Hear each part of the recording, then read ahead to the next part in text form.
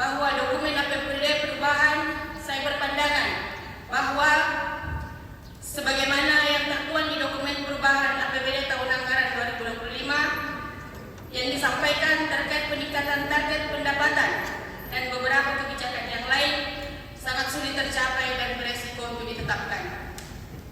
Sehingga pada kesempatan ini saya menyampaikan dokumen tersebut tidak layak dilanjutkan dan saya nyatakan menolak dokumen tersebut untuk dilanjutkan maupun disahkan.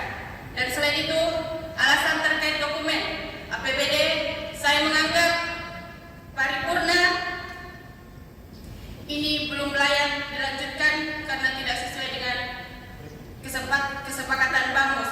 Harusnya yang menjadwalkan jadwal rapat ini, rapat paripurna ini adalah pimpinan, bukan Banggar. Kami dari pimpinan belum menerima hasil laporan Banggar sampai detik ini.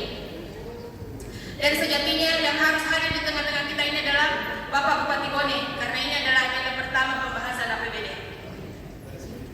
Selanjutnya, atas nama pimpinan Dewan, saya menyerahkan pada sidang ini ke Wakil Ketua 1 dan saya menyatakan walau terima kasih.